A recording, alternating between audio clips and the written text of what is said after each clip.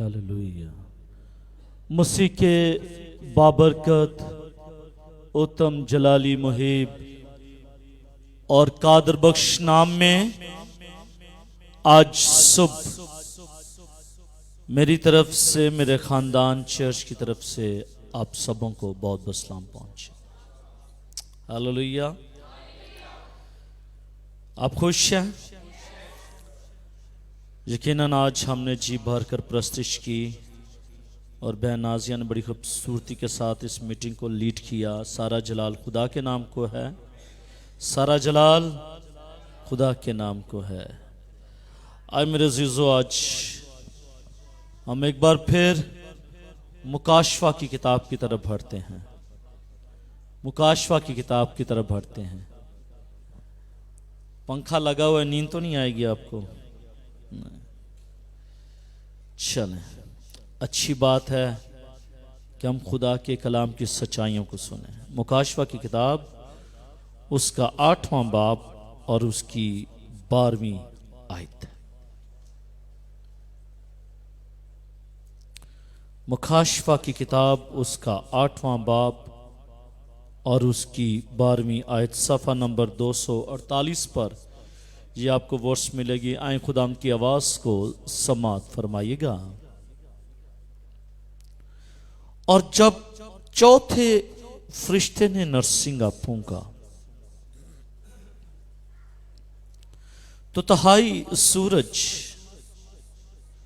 और तहाई चांद और तहाई सितारों पर सदमा पहुंचा,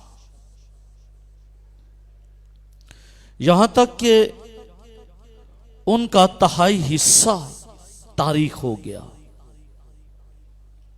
उनका तहाई हिस्सा तारीख हो गया और तहाई दिन में रोशनी ना रही और इसी तरह तहाई रात में भी। खुदा के पाक कलाम का पढ़ा, सुना और समझा जाना हमारे लिए बाइस से बरकत हो। सब कहेगा आमीन। बुलंद आवाज के साथ कहिएगा आमीन। हालेलुया। थैंक यू मेरे अज़ीज़ों, जैसा कि हम पिछले दिनों में खुदा के कलाम मुकद्दस में से सीखते रहे हैं कि यूहन्ना आरिफ ने यह देखा कि 7 फरिश्ते एक तरफ हैं और उनके पास 7 नरसिंगे हैं, लेकिन उनको अभी बुझाने का हुक्म नहीं दिया गया। और दूसरी तरफ एक फरिश्ता है, लेकिन उसके पास नरसिंगा नहीं है। यह मंजर यूहन्ना देख रहा है और इसी मंजर में जब पहले फरिश्ते को हुक्म मिला तो उसने पहले नरसिंगे को फूंक दिया, और जब दूसरे फरिश्ते को हुक्म दिया तो उसने दूसरे फरिश्ते को हुक्म दिया तो उसने दूसरा नरसिंगा फूंक दिया, और जब तीसरे फरिश्ते को हुक्म दिया तो उसने तीसरा नरसिंगा फूंक दिया। और इन तीनों नरसिंगों के फूंकने से जो कुछ हुआ हमने बाइबल मुकद्दस की सच्चाइयों में से देखा। और आज उन 7 फरिश्तों में से चौथे फरिश्ते ने नरसिंगे को फूंका है, और जब चौथे फरिश्ते ने नरसिंगे को फूंका है तो क्या हुआ? आज बाइबल मुकद्दस की सच्चाइयों में से हम देखेंगे कि जब चौथा फरिश्ता नरसिंगा फूंकता है तो क्या होता है।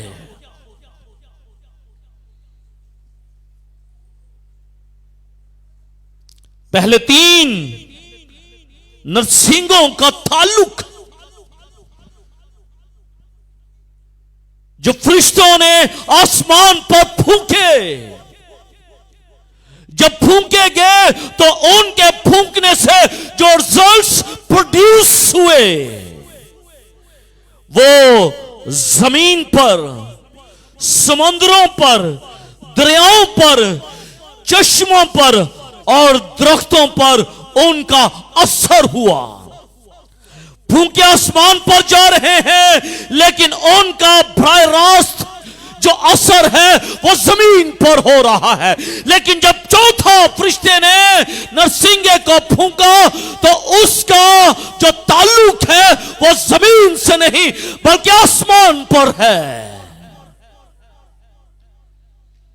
अब जमीन का ताल्लुक नहीं, बल्कि अब जो फरिश्ते ने नरसिंगा फूंका उसका ताल्लुक जो है वो आसमान से जुड़ा हुआ है।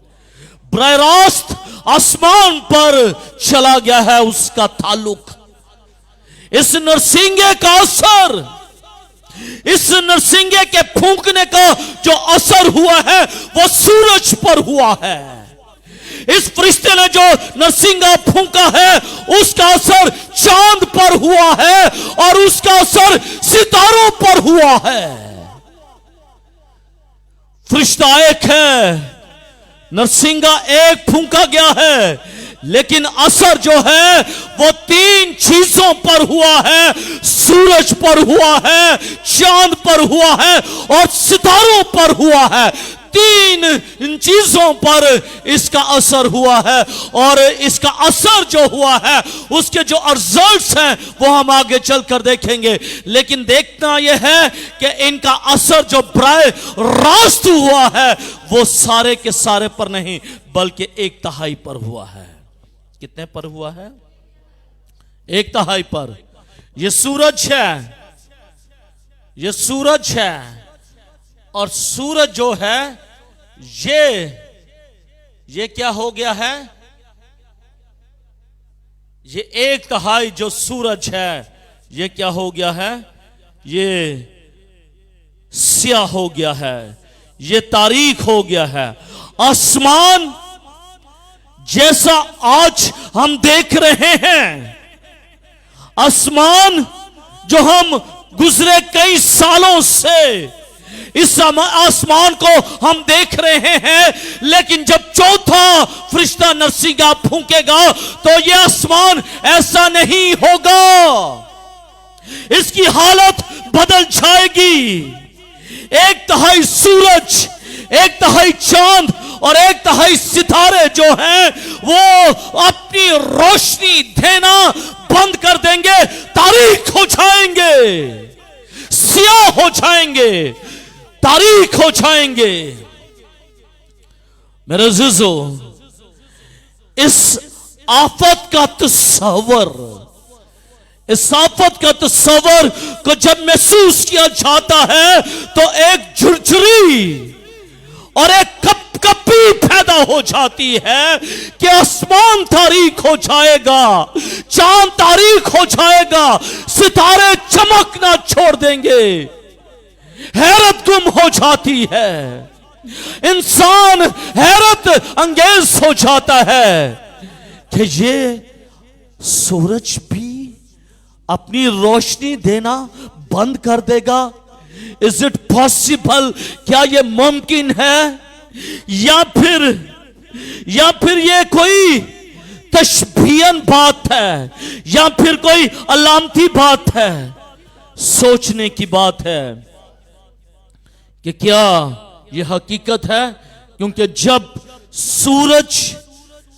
सूरज चमकेगा नहीं, ध्यान से सुनेगा, जब सूरज की तपश जमीन पर नहीं आएगी तो जमीन जो है वो मुंजमद हो जाएगी,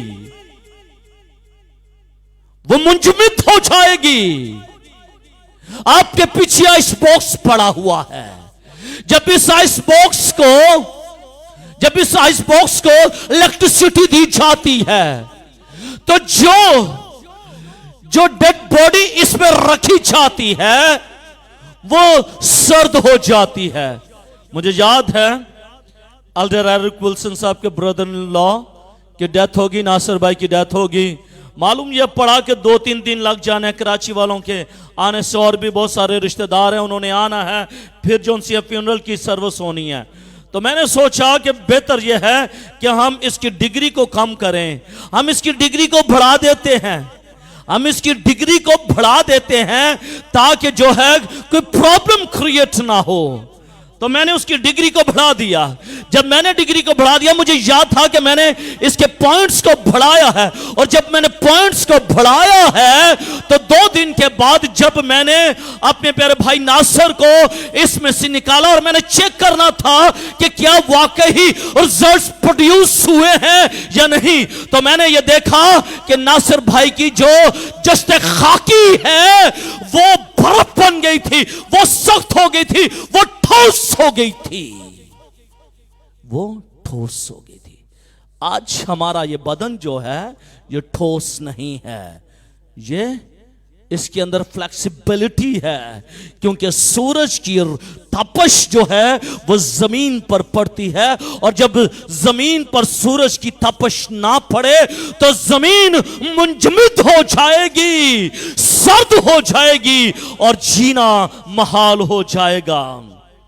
आयत के दूसरे हिस्से में सारे मंजरनामे का सबब क्या है, वजह क्या है, काज क्या है, और काज क्या है, 1/3 दिन में रोशनी ना रहेगी और इसी तरह 1/3 रात में रोशनी ना रहेगी। मेरे ख्याल में ऐसा ऐन मुमकिन है, मेरे ख्याल में ये ऐन मुमकिन है कि सूरज जो है वो 1/3 जो है वो तारीख हो जाएगा, चांद भी 1/3 जो हिस्सा है वो भी तारीख हो जाएगा, और इसी तरह हम ये देखते हैं कि जो सितारे हैं वो भी 1/3 जो है वो तारीख हो जाएंगे। ये मुमकिन है, ये मुमकिन है कि जो जमीन है ये तारीकी में डूब जाएगी। ये जमीन जिस सियारे पर हम बैठे हुए हैं, इस सियारे की जो जमीन है जिसका नाम मार्थ है, ये तारीकी में डूबना शुरू हो जाएगी। एक जहाज जब समुंदर पर चलता है तो वो चलता रहता है, लेकिन जब वो डूबना शुरू होता है तो बहुत सारी जिंदगियों को फना कर देता है, मार देता है, खत्म कर देता है। इसी तरह जब ये जमीन जो है तारीकी में डूबना शुरू हो जाएगी तो मौत जारी होना शुरू हो जाएगी। मौत ने तो अपने पहले ही पंजों को खोल रखा है। मौत तो इंसानों को दबोच रही है। कल रात मैं सिविल हॉस्पिटल में था, तकरीबन 7 बजे से लेकर रात 1:30 बजे तक मैं सिविल हॉस्पिटल में रहा। मेरी आंखों के सामने इन चंद घंटों में, 4 घंटों के अंदर मैंने 5-6 अमवात को अपनी आंखों से देखा। मौत किस तरह तेजी के साथ उनको अपने शिकंजे में लेती है और वो चली जाती है। मौत दरवाजे पर खड़ी है, इंतजार कर रही है, लेकिन इस मौत से पहले we have to do something. हमें कुछ करना है। आमीन। हमें कुछ करना है ताकि हम उस मौत का तो शिकार होंगे, मैं और आप उस मौत का शिकार होंगे, लेकिन अबदी मौत का शिकार ना हो। आमीन। ज़रूरत ये बात है। मैंने रात को जो देखा वो काफ़ी भाई थे, बहनें भी थी 2, जो इस दुनिया को छोड़कर चले गए। मालूम नहीं, इस मौत का तो मज़ा उन्होंने यकीनन चख लिया मेरी आंखों के सामने। मालूम नहीं कि जो अबदी मौत है उसका भी वो मज़ा चखेंगे या नहीं। ठीक है, क्योंकि खुदा का कलाम ये कहता है कि और वो अपनी मेहनतों से आराम पाएंगे, और वो अपनी मेहनतों से आराम पाएंगे। मालूम नहीं कि वो अपनी मेहनतों से आराम पाएंगे या नहीं। ये सारे वक्त में सूरज की रोशनी जाती रहेगी, इसका चांद से मुनक्स होना भी मौकूफ हो जाएगा, और अजरामे फल्की की रोशनी भी धुंधलाना शुरू कर देगी। और मुझे तो ऐसा मालूम होता है और मैं ऐसा समझता हूं कि ये ये इशारा जो है वो वैशी ऑर्डिनर्सर्स की तरफ है। उसने हमला किया और शहरों के शहर जो है वो जला दिए, राख कर दिए, वो राख के ढेर हो गए। धुआं इस कदर आसमान की तरफ उस वक्त उठ रहा था, आग इस तरह आसमान की तरफ उठ रही थी कि हर तरफ हमें आग ही आग नजर आ रही थी। 476 ईस्वी में ऑर्डिनर्सर ने रोम पर कब्जा किया, मगर इससे पहले उसने बहुत सारे शहरों को जलाकर राख कर दिया। लेकिन 476 ईस्वी में उसने जब रोम पर कब्जा किया तो रोम को भी उसने जलाना था, लेकिन पोप लियो की दरख्वास्त पर उसने रोम के शहर को छोड़ दिया। अगर उसने रोम का भी शहर उसने बर्बाद कर दिया होता तो इसी तरह मालूम होना था कि जिस तरह आसमान पर सूरज ने अपनी रोशनी देना बंद कर दी, चांद ने अपनी रोशनी देना बंद कर दी, सितारों ने अपनी रोशनी देना बंद कर दी, यही मंजर हमें एक बार फिर नजर आता। आसमान पर यह सब कुछ होगा। उलमा की क्या राय है, उलमा क्या कहते हैं, मुफस्सरीन क्या कहते हैं, खुदा के खादमीन क्या कहते हैं, वो उनकी सोच क्या है कि क्या सूरज, चांद और सितारे 1/3 जो हैं वो तारीख होंगे या नहीं? तारीख हो गए तो याद रखिएगा मौत की नदियां जारी हो जाएंगी। अगर ये 3 चीजें अजरामे फल्की के अंदर हो गईं तो मौत की नदियां जारी हो जाएंगी। उलमा क्या कहते हैं, तसल्ली क्या मिलती है? देखते हैं कि क्या वाकई अजरामे फलक के अंदर ये तब्दीलियां होंगी या नहीं होंगी। उलमा क्या कहते हैं और फिर बाइबल मुकद्दस की सच्चाइयां क्या कहती हैं। आज सुबह हम इन्हीं बातों को देखेंगे। आमीन। आपकी वैसे क्या राय है? आप अपनी राय भी दे सकते हैं। आप भी थोलॉजियंस हैं, खुद बाइबल मुकद्दस के तालिब इल्म हैं। आप क्या सोचते हैं, सूरज तारीख होगा, चांद तारीख होगा, या ये कोई तशबीहन बात है, या ये कुछ तारन बात है, या ये अलामती बात है, या प्रोनिफाइड किया गया है, प्रोनिफिकेशनली इसको इस्तेमाल किया गया है? आप क्या समझते हैं? क्योंकि बहुत सारे खुदा के खादिम उलमा ये भी कहते हैं कि मुकाशवा की किताब के अंदर बहुत सारी अलामतें और तशबीहात पाई जाती हैं, बहुत सारी तशबीहात पाई जाती हैं। आप क्या सोचते हैं कि ये सूरज जो चांद सितारे हैं ये तशबीहन ये बात हो रही है या हकीकत में ऐसा होगा? आप क्या सोचते हैं, हकीकत में ऐसा होगा? हाँ, कलाम में तो लिखा है, लेकिन कलाम में बहुत सारी बातें हैं जो तशबीहन भी हैं, याद रखिएगा। क्या सोचते हैं? What you think about this verse? आप इस वर्स के बारे में क्या सोचते हैं कि क्या ये हकीकत है या तशबीहन है या लामती है? ये क्या है? हकीकत है।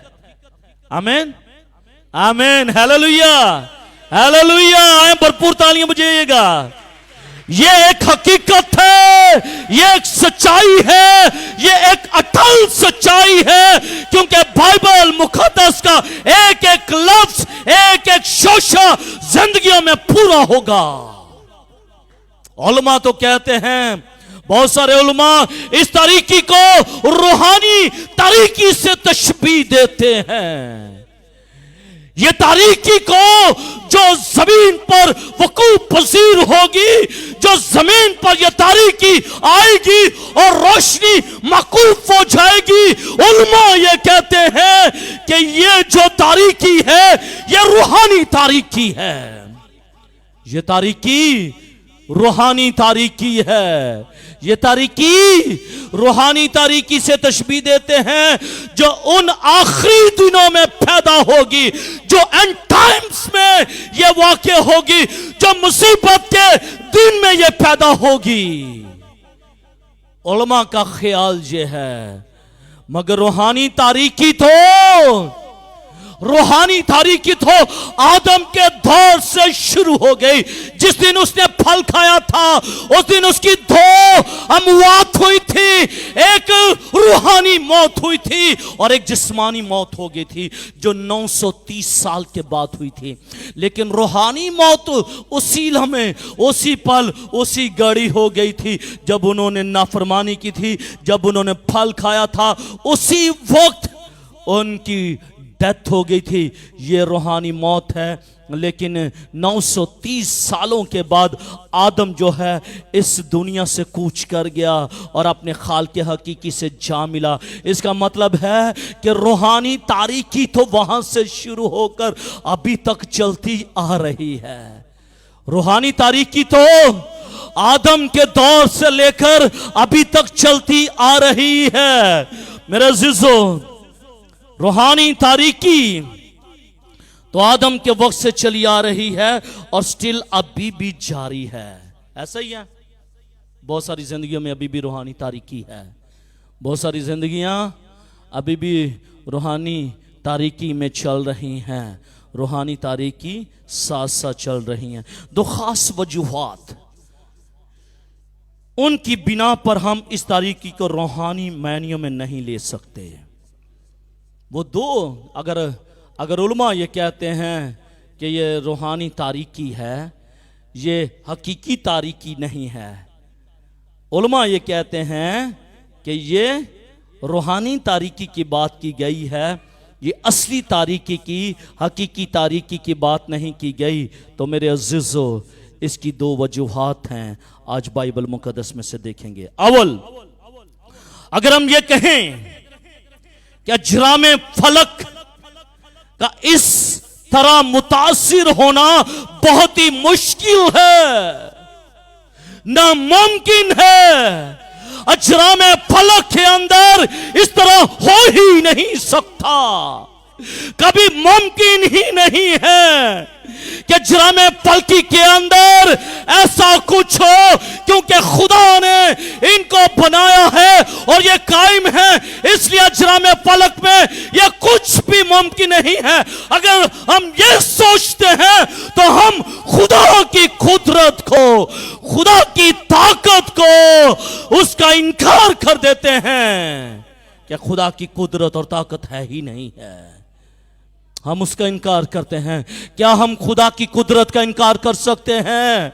क्या हम उसकी अथॉरिटी का इनकार कर सकते हैं? ना तो हम उसकी अथॉरिटी का इनकार कर सकते हैं, ना हम उसकी ताकत का इनकार कर सकते हैं। अगर हमारा खुदा कहने से कहता है हो जा, सूरज बन जा, चांद बन जाए, सितारे बन जाए, एक ही लम्हे में सूरज बन जाता है, तो क्या वो एक ही लम्हे में सूरज को खत्म नहीं कर सकता? कर सकता है। क्या वो चांद को एक ही लम्हे में खत्म नहीं कर सकता? कर सकता है। क्या वो सितारों को एक ही लम्हे में खत्म नहीं कर सकता? कर सकता है। उसकी कुदरत के अंदर ये ताकत पाई जाती है, उसकी पर्सनालिटी के अंदर ये ताकत पाई जाती है कि अगर वो एक लम्हे में अजरामे फलकी को बना सकता है तो एक लम्हे में अजरामी फलकी को ढा भी सकता है। आमीन। अगर एक लम्हे में खुदा जो है अजरामे फलकी को क्रिएट कर सकता है तो क्या वो एक लम्हे में अजरामे फलकी को मिटा नहीं सकता? मिटा सकता है। बहुत सारे बादशाह हैं, बहुत सारे बादशाह हैं। नीरू बादशाह भी आया, बड़ा नाम है नीरू बादशाह का। वो भी आया, सोचता था मैं दुनिया के एंड तक मैं जीता रहूंगा। लेकिन क्या जीता रहा? नहीं जीता रहा, मर गया। वो भी खत्म हो गया, खत्म हो गया। क्या खत्म हो गया? मर गया। खुदा ने बनाया लेकिन अपने वक्त मुकर्रर पर जो खुदा ने कहा वो ख़त्म हो गया। बहुत सारों का ख्याल जो है कि मैं दुनिया के एंड टाइम तक जीता रहूँगा, लेकिन नहीं, वो जीता नहीं रहता, वो मर जाता है, क्योंकि ये निज़ाम कुदरत है। अगर खुदा इंसान को बनाने के बाद ख़त्म कर सकता है तो खुदा अजराम फल्की को बनाने के बाद ख़त्म भी कर सकता है। आमीन, हालेलुया, हालेलुया।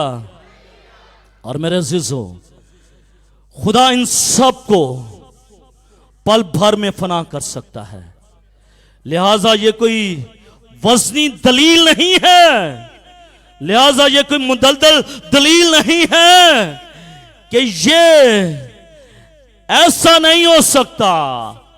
ये कोई मुदलदल दलील नहीं है, कोई वज़नी दलील नहीं है। और दूसरी बात, दिन और रात में सिर्फ 4 घंटे का फर्क है। ऐसा ही है, 4 घंटे तारीकी रहना जाहिर है, 4 घंटे तारीकी रहना जाहिर है। यही कहता ना, कितने दिन कितने घंटों का आता है? बोलिएगा, दिन में कितने घंटे होते हैं?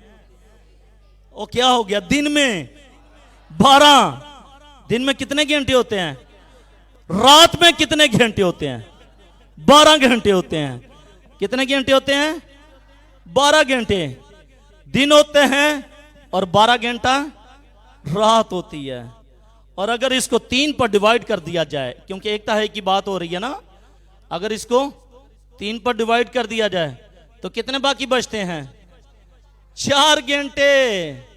कितने घंटे बचते हैं?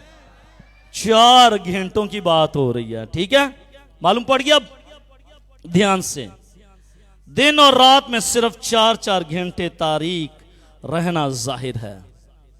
मुदलदल दलील जो कहते हैं ना ये तशबीहन है, उनकी बात हो रही है। यहां रूहानी तारीकी का जिक्र नहीं, रूहानी तारीकी का जिक्र नहीं, बल्कि हकीकी और असली तारीकी है जिसका ताल्लुक सूरज, चांद, सितारों से है। मुसीबत के जमाने में, मुसीबत का जमाना मैंने बताया था ना, यहां से लेकर यहां तक 7 साल का दुरानिया होगा, 7 साल का दुरानिया होगा। मुसीबत के जमाने में तारीकी, रूहानी तारीकी सिर्फ 4 घंटों की रूहानी तारीकी नहीं होगी, बल्कि दिन के 24 घंटों के लिए रहेगी। वक्त खत्म हो जाएगा ना, वक्त खत्म हो जाएगा, फिर आपको टाइम नहीं मिलेगा, फिर आपको टाइम नहीं मिलेगा, जिसको ग्रेस टाइम कहा जाता है। क्या? जिसको ग्रेस टाइम कहा जाता है ना। ग्रेस मार्क्स भी मिलते हैं, ग्रेस मार्क्स मिलते हैं ना, कि इसको तरक्की के मार्क्स देकर इसको पास कर दिया जाए, अगली क्लास पर चढ़ा दिया जाए।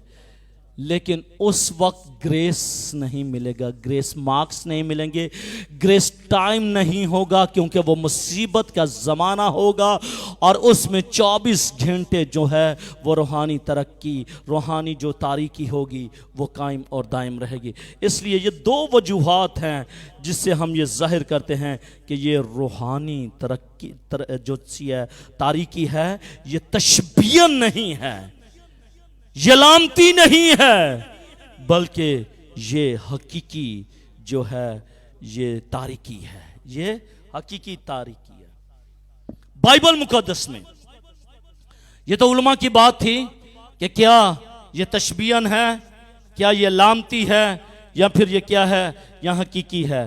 तो मेरे अज़ीज़ो, हमने 2 बड़ी मुदलदल दलील से साबित किया है कि ये तशबीहन नहीं है, ये लामती नहीं है, बल्कि ये हकीकी जो है अजराम फल्की के अंदर ऐसा होगा।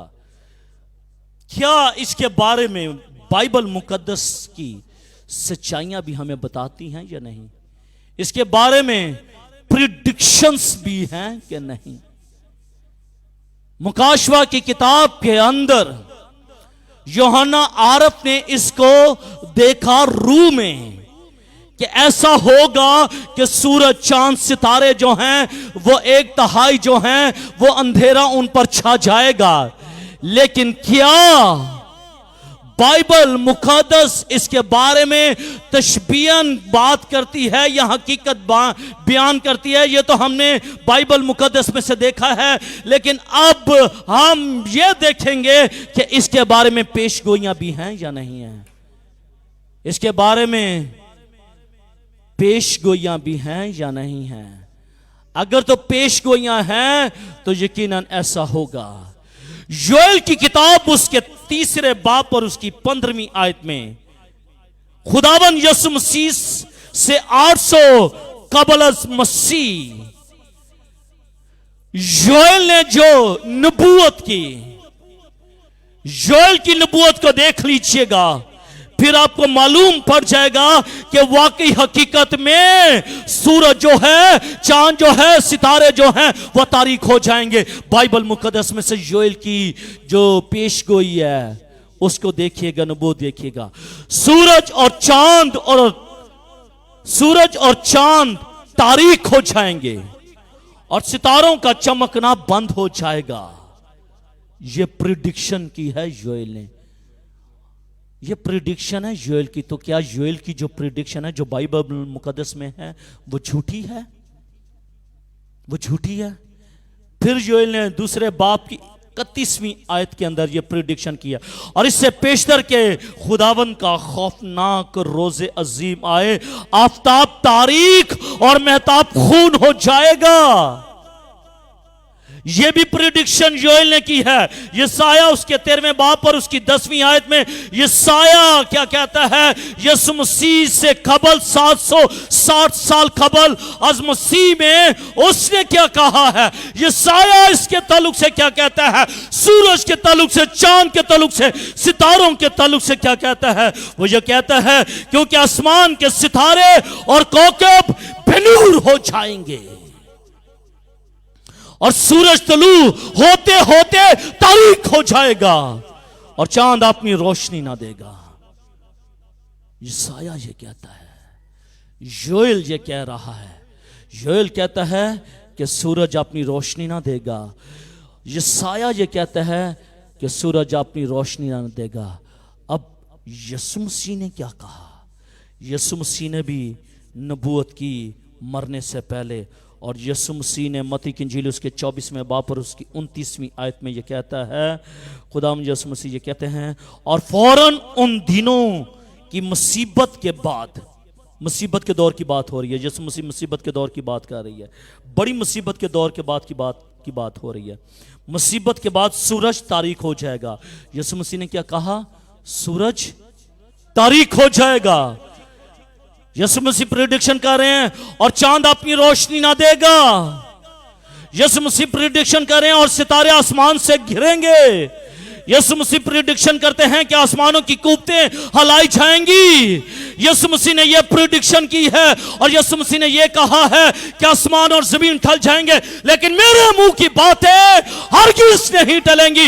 यीशु मसीह ने यह प्रिडिक्शन की है, यीशु मसीह ने यह नबूवत की है कि ऐसा होगा। योएल ये कह रहा है, यशाया ये कह रहा है, और फिर यीशु मसीह ये कह रहा है कैसा होगा। तो फिर योएल बड़ा है, यशाया बड़ा है, यीशु मसीह बड़ा है, या आज के उलमा बड़े हैं? योएल बड़ा है, यशाया बड़ा है। यशाया ने तो यीशु मसीह के आने की नबूवत की थी। यशाया बड़ा है, और सबसे बढ़कर हमारा यीशु मसीह बड़ा है, जिसके मुबारक मुंह से ये लफ्ज निकले हैं कि सूरज तारीक हो जाएगा। इसका मतलब है कि आज ये बात वाज़े हो गई कि सूरज तारीक होगा। ये बात रोशन हो गई है हमारे सामने कि सूरज तारीक होगा, चांद अपनी रोशनी देना बंद कर देगा और सितारे भी अपनी रोशनी देना बंद कर देंगे। 1/3 कितने? 1/3। सारे का सारा सूरज नहीं, सारे का सारा सूरज नहीं, सिर्फ 1/3। चांद भी एक तिहाई अपनी रोशनी नहीं देगा, और सितारे भी एक तिहाई जो सितारे हैं वो भी चमकना बंद हो जाएंगे, सारे नहीं। इसका मतलब ये हुआ कि बाइबल मुकद्दस की सच्चाइयाँ जो हैं वो बयान करती हैं कि ऐसा होगा, ऐसा होगा। आज फिर आगे चलकर हम देखते हैं कि क्या वो ये कहते थे कि ये तो अलामती हैं, ये तशबीहन हैं, ये प्रोनिफिकेशनल बात है कि सूरज तारीक हो जाएगा। क्या बाइबल मुकद्दस के अंदर ये वाक़या हुए हैं या नहीं हुए? अब ये भी देखना है ना। नबूवतें तो हो गई हैं, नबूवतों से जाहिर तो हो चुका है कि ऐसा होगा, ऐसा होगा, ऐसा होगा, ऐसा होगा। नबूवतों से तो ये जाहिर हो गया है कि ऐसा होगा, लेकिन अब हम ये देखेंगे कि क्या बाइबल मुकद्दस के अंदर ये हुआ भी है कि नहीं हुआ। फिर आपको मालूम पड़ जाएगा कि हाँ वाकई ये तो हकीकत है, ऐसा होगा। ऐसा ही है। आप समझते हैं कि बाइबल मुकद्दस में ऐसा हुआ है कि सूरज तारीक हो गया है, चांद तारीक हो गया है, सितारे अपनी रोशनी देना बंद कर दें? ऐसा हुआ है बाइबल मुकद्दस के अंदर? ऐसा हुआ है?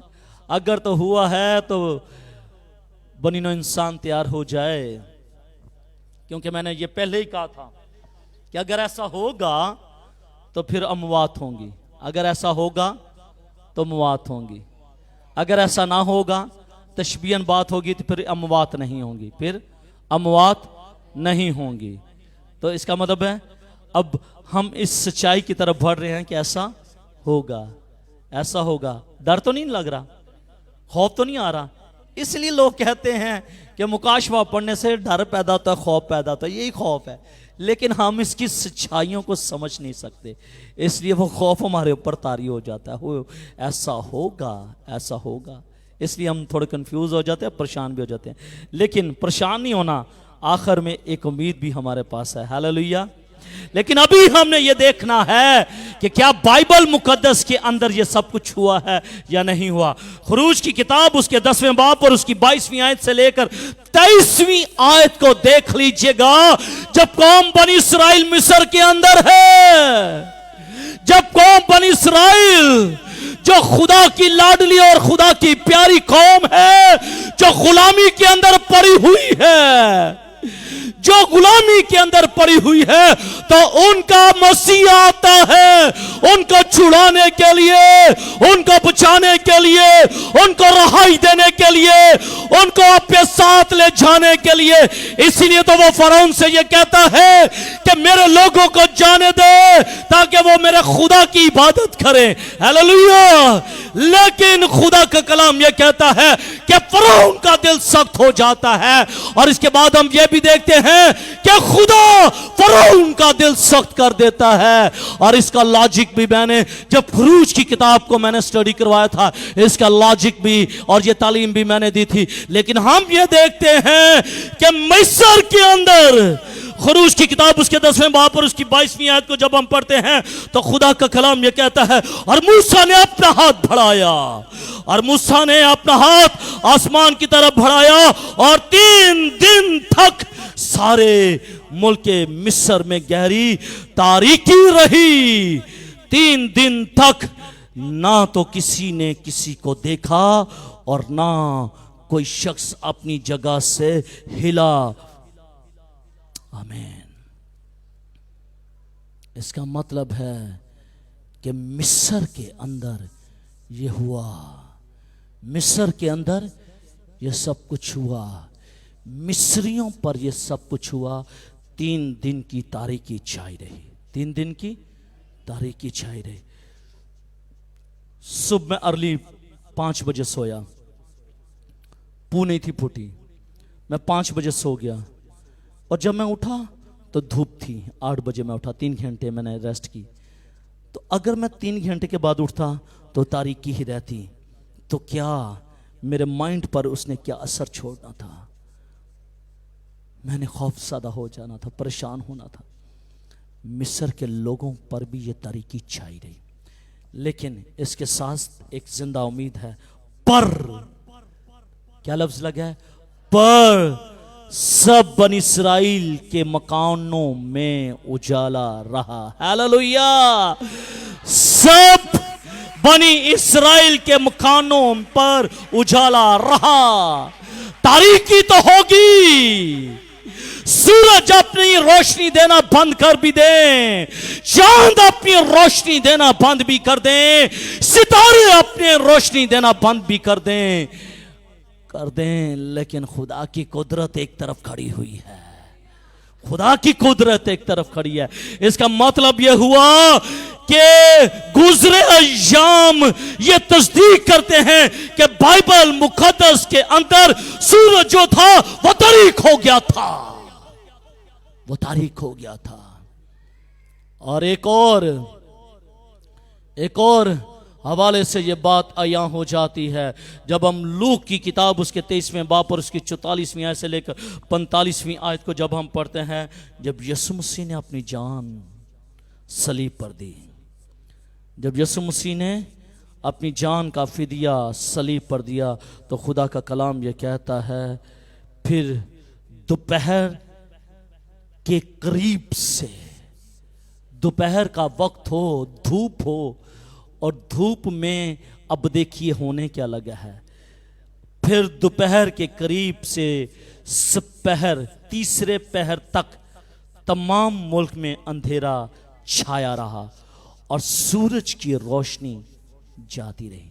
सूरज की रोशनी, इसका मतलब यह हुआ कि इससे पहले कि बड़ी मुसीबत का दौर शुरू हो, इससे पहले कि वो वक्त आए, उस वक्त से पहले बाइबल मुकद्दस की सच्चाइयां हमें यह बताती हैं कि 2 टाइम्स सूरज जो है उसने अपनी रोशनी देना बंद कर दिया है। उसने अपनी रोशनी देना बंद कर दिया है। लेकिन खूबसूरत बात क्या है, बेशक आसमान पर सूरज अपनी रोशनी ना दे, चांद अपनी रोशनी देना बंद कर दें, सितारे अपनी रोशनी देना बंद कर दें, लेकिन इनके साथ साथ बेशक ये सब भी कुछ होगा। रूहे ज़मीन पर मुसीबत की बड़े दौर के अंदर 2 टाइप्स पीपल होंगे, 2 किस्म के लोग होंगे, एक ईमानदार और एक गैर ईमानदार, एक नजात याफ्ता और एक गैर नजात याफ्ता लोग होंगे। अब जो गैर नजात याफ्ता लोग होंगे उन पर इसका असर पड़ेगा, लेकिन जो नजात याफ्ता लोग होंगे, खुदा से मोहब्बत और प्यार करेंगे, उसका असर इन जिंदगियों पर नहीं पड़ेगा। आमीन।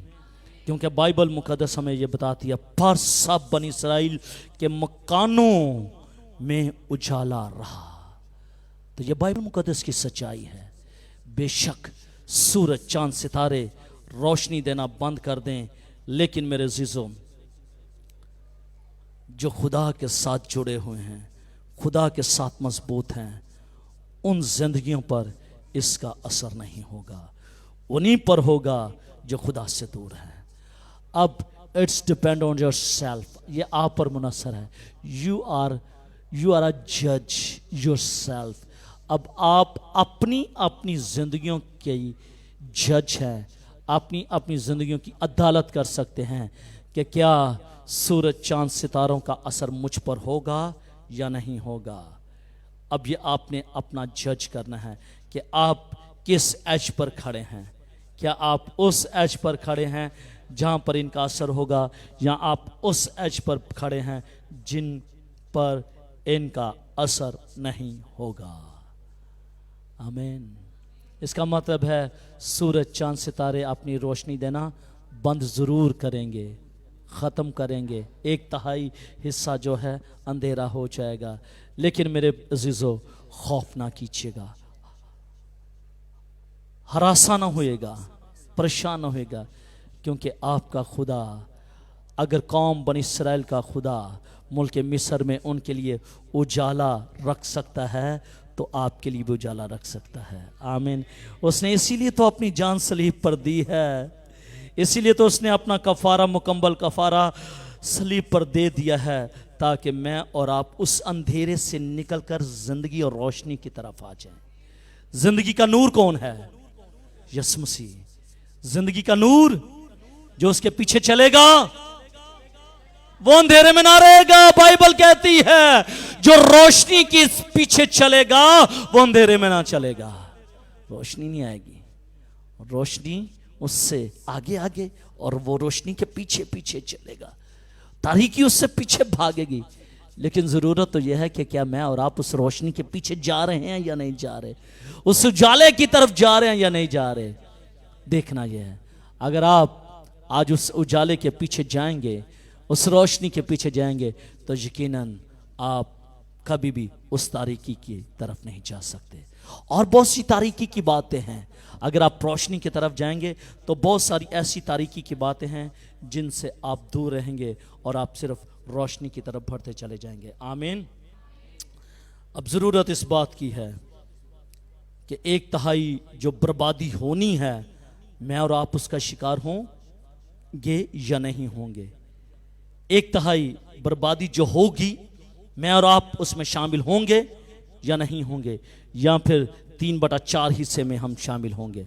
ये देखिएगा, यहां पर उजाला है, यहां पर कोई डार्कनेस नहीं है। 3 हिस्सों में क्या मैं और आप इन हिस्सों में होंगे या मैं और आप उस तारीकी के हिस्से में होंगे।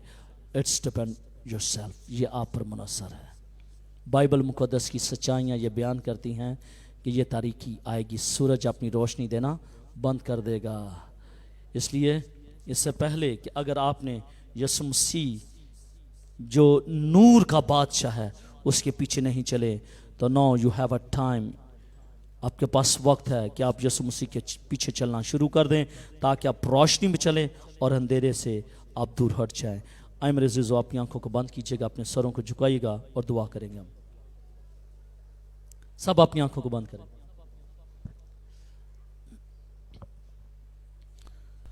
ये गौरतलब हकीकत है,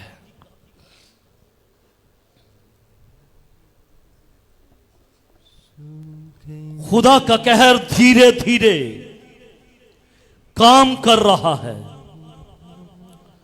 सूरज चांद सितारों का 1/3 नुकसान,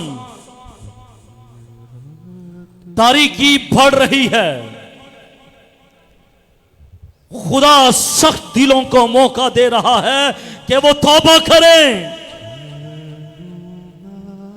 रोशनी मध्यम पड़ने और तारीकी बढ़ने से गुमराही के बादल इस बेदीन दुनिया पर छा रहे हैं और सच्चाई को मिटाने की कोशिश कर रहे हैं। ऐसे हालात में खुदा के कुछ लोग हैं, वो थोड़े से लोग होंगे जो सितारों की तरह चमकेंगे।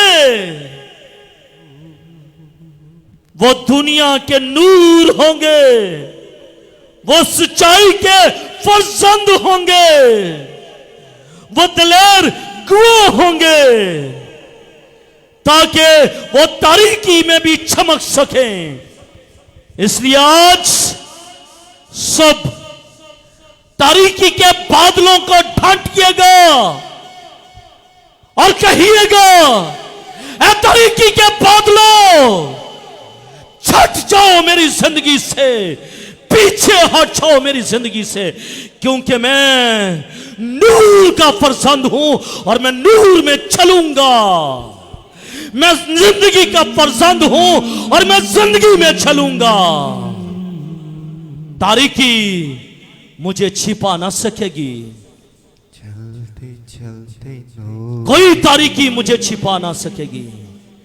बस खुदावंद जो जिंदगियां जाने यहां पर बैठी हैं, इन सबों को फजल बख्श दे कि ये खुदावंद रोशनी की तरफ बढ़े, जिंदगी की तरफ बढ़े, नूर की तरफ बढ़े, खुदा सच्चाई की तरफ बढ़े, ताकि इनकी जिंदगियों से खुदावंद तेरा नाम जलाल पाए। खुदा बड़ी बरकत दे, खुदा ये कलाम इनकी जिंदगी में सरायत कर जाए और ढेर सा फल लाए और सारा जलाल तेरे नाम को मिले।